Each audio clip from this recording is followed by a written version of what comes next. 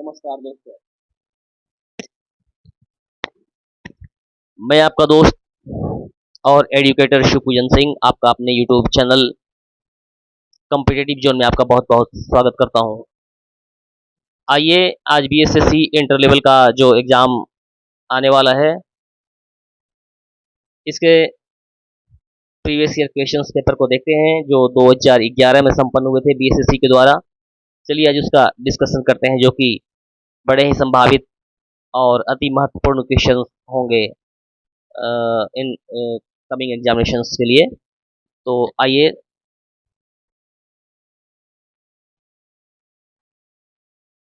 शुरू करते हैं।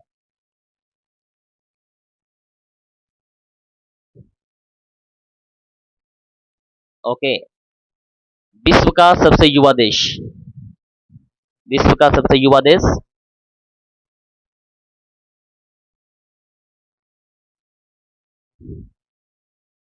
कौन सा है? ये दक्षिण सूडान। ओके, विश्व का सबसे युवा देश दक्षिण सूडान। 2011 में संयुक्त राष्ट्र का 2011 में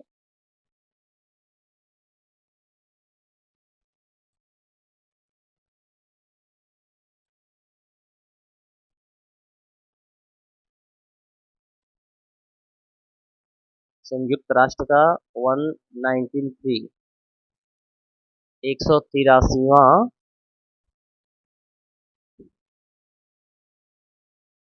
सदस्य जो है वो दक्षिण सूडान गणराज्य बना था।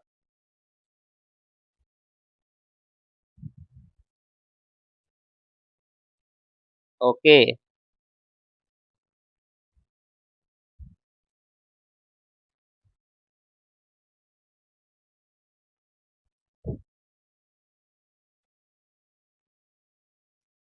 2011 की जनगणना के अनुसार जिस राज्य में साक्षरता का न्यूनतम प्रतिशत है वह है बिहार। ओके, बिहार में है। बिहार 2011 की जनगणना के अनुसार सबसे कम साक्षरता दर वाला बिहार राज्य 73.7%। ओके, सबसे उच्चतम साक्षरता दर केरल, केरला का जो है 93.9%। ओके,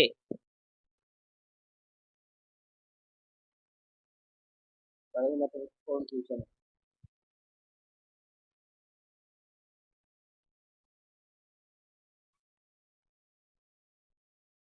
40 वर्षों तक भारत पर शासन करने वाले सम्राट महान सम्राट अशोक की राजधानी को उस समय किस नाम से जाना जाता था? तो ये पाटलिपुत्रा। ओके, पाटलिपुत्र ही है।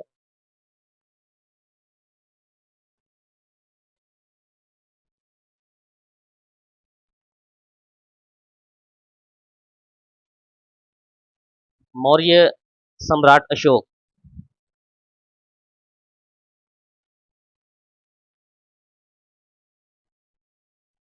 273 से 232 ईसा पूर्व तक शासन। नंद वंश के शासक धनानंद को हराने के बाद वर्तमान बिहार में चंद्रगुप्त मौर्य द्वारा इस राजवंश का स्थापना किया गया था। Okay, next.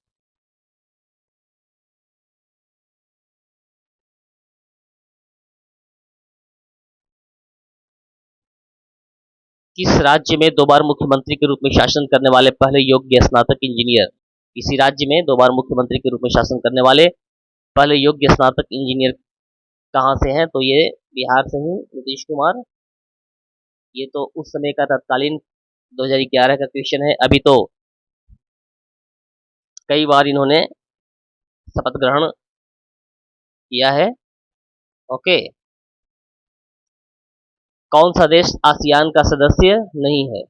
ओके, आसियान का आसियान में 10 कंट्रीज शामिल हैं। ओके, तो कौन सा शामिल नहीं है? ये है बांग्लादेश। जो कंट्रीज में शामिल है,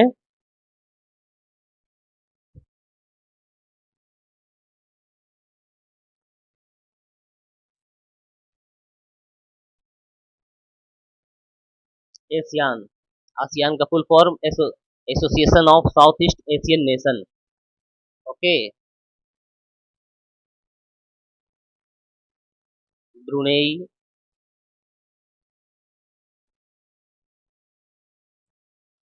Cambodia,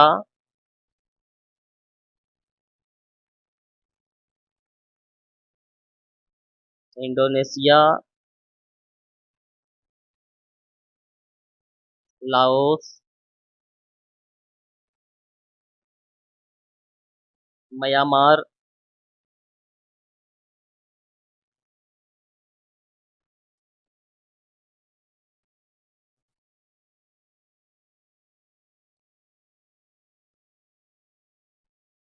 Malaysia,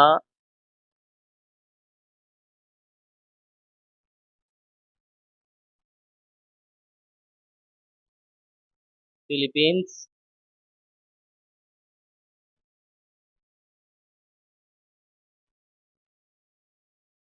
Singapore,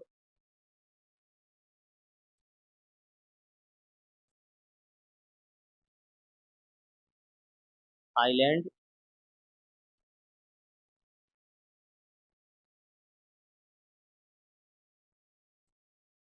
and Vietnam. ये 10 कंट्रीज जो है आसियान के सदस्य हैं। ये 8 अगस्त 8 अगस्त 1967 को आसियान की स्थापना हुई थी।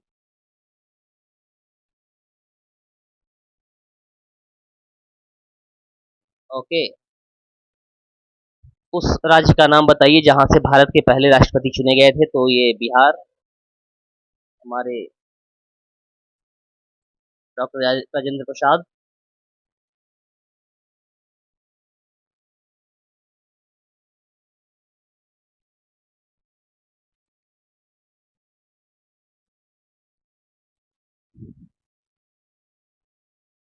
24 जैन 1950 को पहले राष्ट्रपति के रूप में चुने गए। लंबे समय तक इन्होंने शासन किया। राष्ट्रपति रहे ये 1950 से 1962। ओके,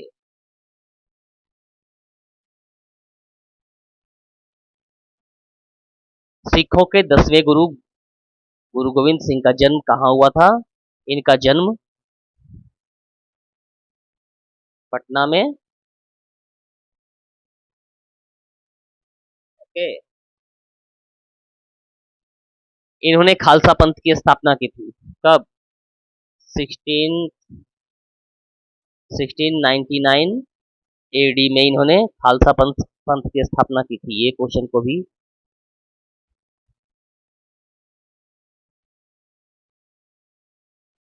उन्होंने महत्वपूर्ण ग्रंथ भी लिखे और सिख धर्म के कुछ निशान थे, जैसे कि कड़ा, कंगन वगैरह वगैरह। इनका प्रतिपादन भी उन्होंने ही किया था। गुरु नानक देव सिख धर्म के 10 गुरुओं में से पहले थे। कौन? गुरु नानक। और सबसे अंतिम जो थे वे गुरु गोविंद सिंह जी।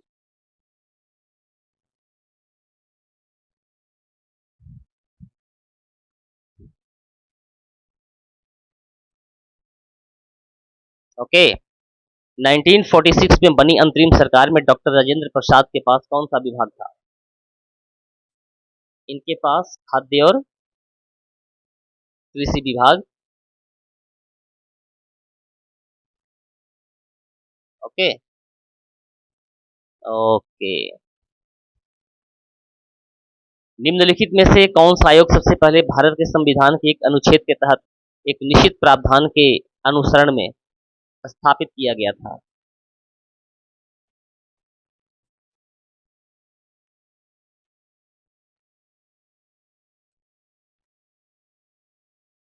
ये चुनाव आयोग। ओके।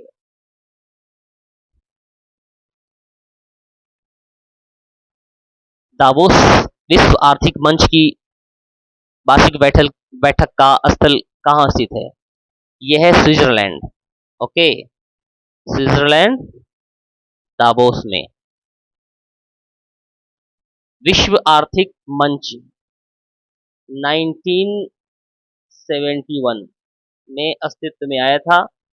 Okay okay. यह क्या है? यह एक अंतर्राष्ट्रीय संगठन है जो सर्वाधिक निजी भागीदारी की उपलब्धि के लिए काम करता है।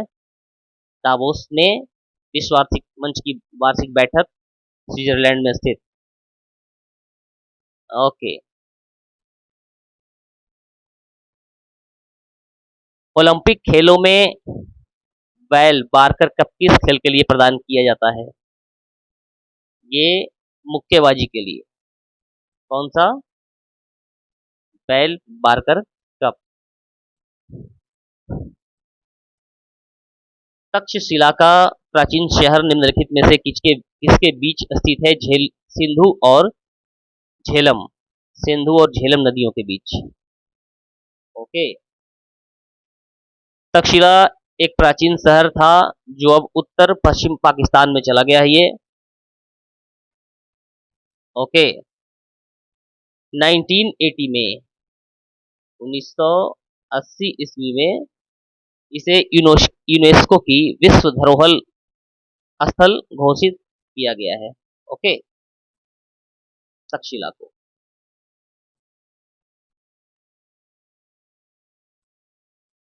बहुत ही महत्वपूर्ण क्वेश्चन। बंकिम चंद्र चटर्जी ने अपने उपन्यास आनंद मठ में निम्नलिखित में से किस विद्रोह का वर्णन किया था? ओके, वो थे सन्यासी विद्रोह। आनंद मठ सन्यासी विद्रोह 1763 में शुरू हुआ। कब? 1763 में शुरू हुआ और 1800 एडी तक चला था ये। यह विस्थापित किसानों और धार्मिक भिक्षुओं के नेतृत्व में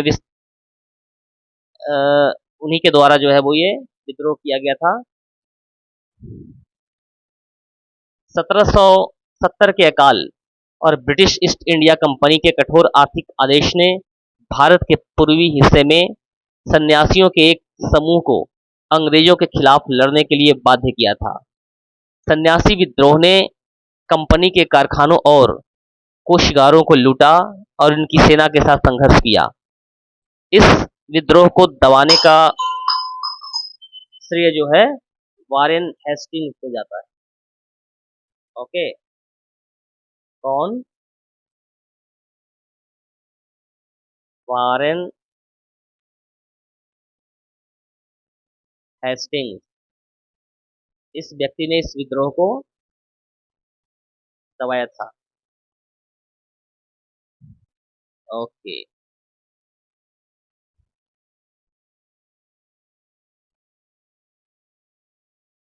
निम्नलिखित में से कौन सा कथन सही नहीं है? कावेरी नदी का उद्गम आंध्र प्रदेश में है। ये क्वेश्चन ये स्टेटमेंट सही नहीं है। महानदी का उद्गम छत्तीसगढ़ में है, सही है। गोदावरी नदी का उद्गम महाराष्ट्र में है, ये भी सही है। ताप्ती नदी का उद्गम मध्य प्रदेश में है, ये भी सही है, परंतु ये सही नहीं है। अतः ये क्वेश्चन के अनुसार कावेरी नदी पश्चिमी घाट के में ब्रह्मगिरी रेंज में से निकलती है, आंध्र प्रदेश से नहीं निकलती है। ये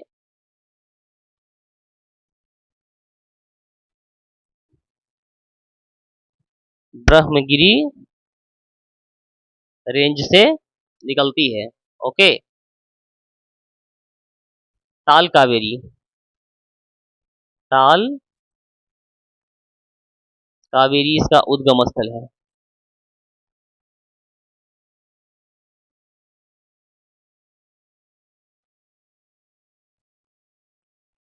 ये कहाँ पे है? कर्नाटका, जबकि यहाँ पर क्या दिया हुआ है? आंध्र प्रदेश दिया हुआ है। ओके, तो ये गलत है।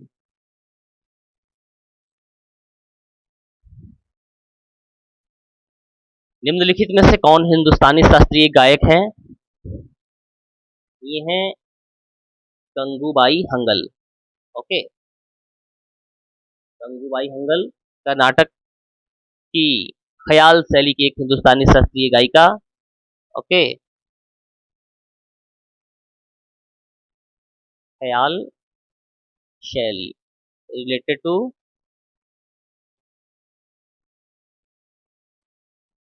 कर्नाटका। ये कर्नाटक के किराना घराने से संबंधित है। किराना जो घराना है वो शास्त्रीय संगीत का घराना है जो कर्नाटक से रिलेटेड है। ओके, इन्हें बहुत सारे खिताब मिल चुके हैं। हिंदुस्तानी संगीत गायन के लिए संगीत नाटक अकादमी पुरस्कार, पद्म विभूषण, पद्म भूषण, ये सारे पुरस्कार गंगूबाई हंगल को दिए गए हैं। कोलंबो से अडमोला का व्याख्यान निम्नलिखित में से किसके अनुभवों पर आधारित है? ये स्वामी विवेकानंद। इनका जन्म 1863 में 1863 में हुआ। 1897 में इन्होंने रामकृष्ण मिशन की स्थापना की। 1902 में बेलूर मठ, वर्तमान पश्चिम बंगाल में, इनकी मृत्यु हो गई थी। कोलंबो से अडमोला तक का व्याख्यान जो है वो स्वामी विवेकानंद के अनुभवों पर आधारित पश्चिम में अपने यादगार काम के लिए जाने जाते हैं। 15 जनवरी 1897 को कोलंबो पहुंचे। ओके, वहां पर हिंदू समुदाय द्वारा उनका शाही स्वागत किया गया था। वर्ष 1929 में भारतीय राष्ट्रीय कांग्रेस का लाहौर अधिवेशन किसकी अध्यक्षता में हुआ था, जिसमें अंग्रेजों से पूर्ण स्वतंत्रता प्राप्त करने के लिए एक प्रस्ताव पारित किया गया था? ये जवाहरलाल नेहरू थे। ओके, बहुत ही महत्वपूर्ण क्वेश्चन इंडियन फ्रीडम मूवमेंट का बार बार परीक्षाओं में पूछा जाता है, खास करके बिहार के एग्जाम में आधुनिक भारत के इतिहास से बहुत सारे क्वेश्चन पूछे जाते हैं। उनमें बिहार का योगदान क्या है भारतीय राष्ट्रीय कांग्रेस में? ये भारतीय राष्ट्रीय मूवमेंट में बहुत सारे क्वेश्चन यहाँ से राइज किए जाते हैं। ओके, हम धीरे धीरे सिलसिलेवार तरीके से देखेंगे इन सारे क्वेश्चंस को।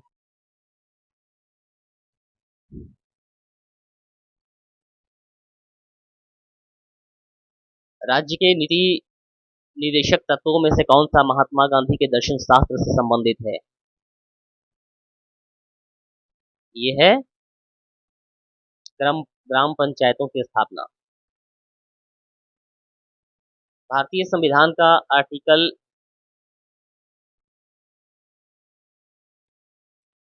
40 ये ग्राम पंचायतों से संबंधित है। महात्मा गांधी का सिद्धांत आर्टिकल 40 में सन्निहित। राज्य ग्राम पंचायतों को संगठित करने के लिए कदम उठाया गया था। उन्हें ऐसी शक्तियां और अधिकार भी प्रदान किया जाता था जो सुशासन के लिए बहुत ही जरूरी है। ओके,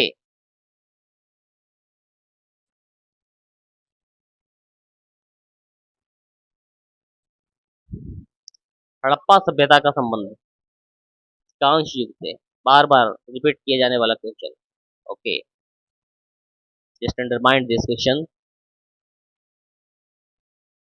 चीन और भारत के बीच की सीमा का सीमांकन करने वाली रेखा मैकमोहन लाइन, ये है मैकमोहन लाइन। भारत और चीन के बीच की सीमा रेखा का निर्धारण मैकमोहन लाइन के द्वारा किया जाता है। शिमला सम्मेलन 1913। ओके, अक्टूबर 1913 और 1914 के अंत में तिब्बत और ग्रेट ब्रिटेन के बीच इस लाइन पर बातचीत हुई। इसका नाम प्रमुख ब्रिटिश वार्ताकार सर हेनरी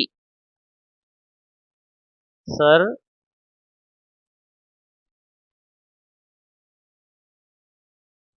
हेनरी मैकमोहन इसके नाम पर रखा गया था। देश के निम्नलिखित समूहों में से किस एक से होकर के भूमध्य रेखा गुजरती है? तो ये है कोलंबिया, केनिया और इंडोनेशिया। ओके, भूमध्य रेखा 3 महाद्वीपों से होकर के, 3 जल निकायों और 13 देशों से होकर के गुजरती है। कितने? 3 कॉन्टिनेंट, बिल्कुल बीच में है ना, इसलिए 3 कॉन्टिनेंट, 13 कंट्रीज और 3 वाटर बॉडीज।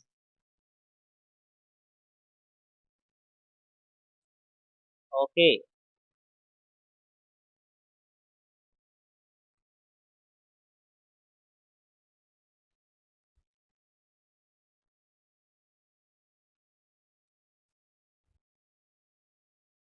चीनी तीर्थ यात्री वेनतांग किसके शासनकाल के दौरान भारत आया था? ये हर्षवर्धन के शासनकाल में वेनतांग का भारत में आगमन हुआ था।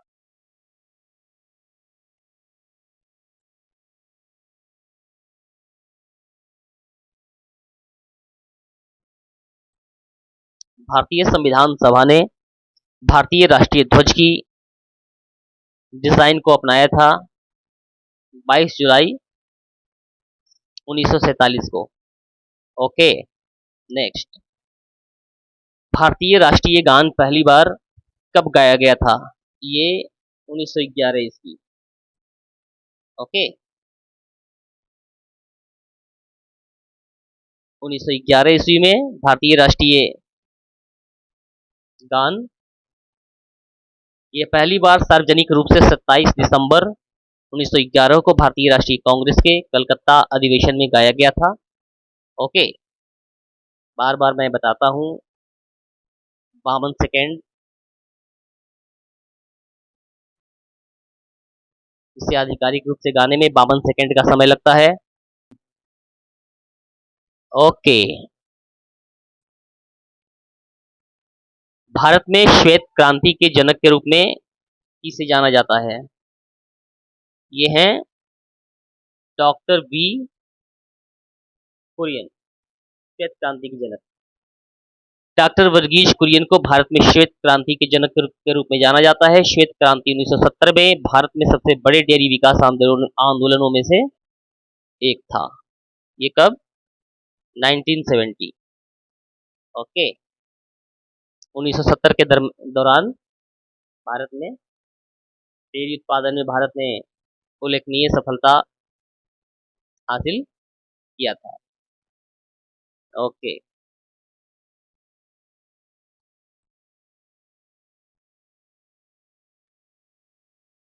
लव शब्द, लव शब्द किससे संबंधित है? टेनिस। ओके,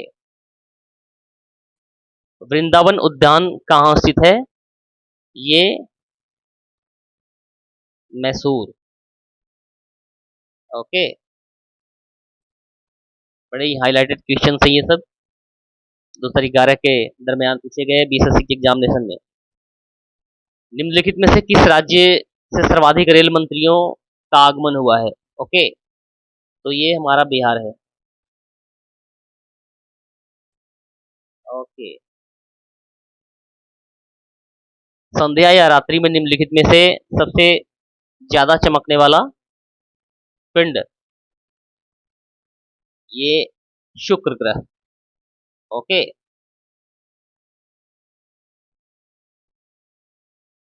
शुक्र ग्रह। ओके।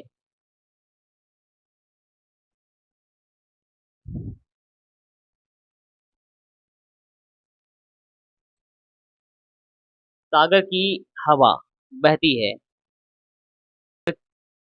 ओके। सागर की हवा बहती है दिन में सागर से स्थल की ओर। ओके। ये दिन में सागर से स्थल की ओर बहती है।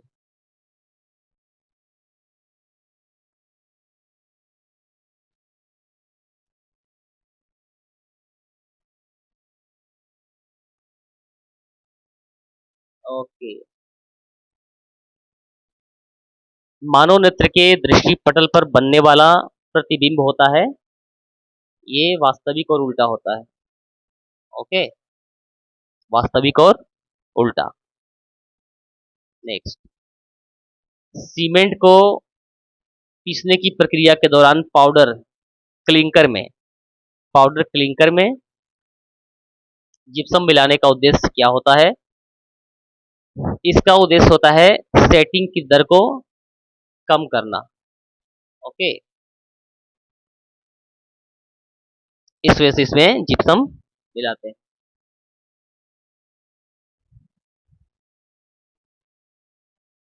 जिप्सम का रासायनिक सूत्र CaSO4 into 2H2O। Okay.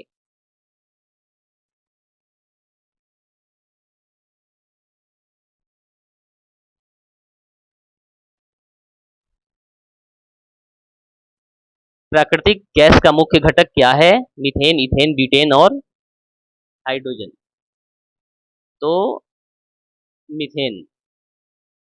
Okay.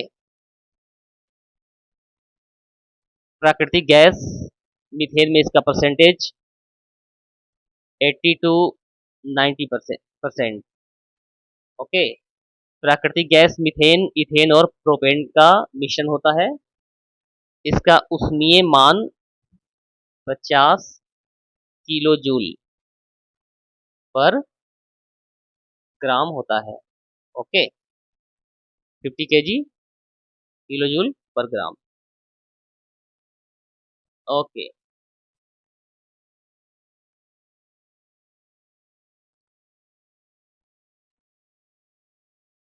तो दोस्तों, ये थे कुछ महत्वपूर्ण क्वेश्चन आगामी परीक्षाओं के लिए महत्वपूर्ण बीएसएससी के लिए मैं अभी जो सीरीज ला रहा हूँ इसमें कंटिन्यूस वीडियोस आते रहेंगे, आप उन्हें देखें। इसके बाद मैं करंट अफेयर्स का जनवरी से लेकर के जुलाई तक का करंट अफेयर्स का सीरीज भी मैं डाल दूंगा। ये परीक्षाओं के लिए बड़े ही महत्वपूर्ण होंगे। बिहार से रिलेटेड करंट अफेयर्स में डालूंगा, बिहार से रिलेटेड कुछ तथ्य मैं डालूंगा और भी बहुत सारे वीडियोस मैं लाने वाला हूं। आप कंटिन्यू इस चैनल से बने रहें, इसे लाइक, सब्सक्राइब और शेयर करें, अपने दोस्तों तक इसे पहुंचाएं। ओके। और सबसे बड़ी बात है कि कंटिन्यूटी के साथ अगर आप इस चैनल में से बने रहते हैं तो आपको जीके और जीएस के लिए किसी दूसरे स्रोत पर निर्भर होने की आवश्यकता नहीं होगी। मैं रिसर्च बेस्ड क्वेश्चन लाता हूं और आप उसे सिर्फ पढ़ें, एज ए सेट प्रैक्टिस आप उसे करें और आप देखेंगे कि विभिन्न परीक्षाओं में जो जीके और जीएस सेक्शन से क्वेश्चंस होते हैं उनमें आप मैक्सिमम स्कोर कर पाएंगे। I assure you that. Okay. मैं आपको बिल्कुल ये एश्योर करना चाहता हूं कि अगर आप इस चैनल से बने रहते हैं तो निश्चित तौर पर आप जीके जीएस सेक्शन में एक अच्छा स्कोर करेंगे। आपको पता है कि जीके और जीएस का सेक्शन जो होता है किसी भी एग्जाम्स के लिए मील का पत्थर साबित होता है, तो आप इसमें बने रहें। बिल्कुल सीरियसली मैं जो वीडियोस लाता हूं आप उसे देखें, अंत तक देखें। ओके। तो चलिए, आप अपना ख्याल रखिए, मिलते हैं अपनी अगली क्लास में। तब तक के लिए जय हिंद, जय भारत। ओके। ओके।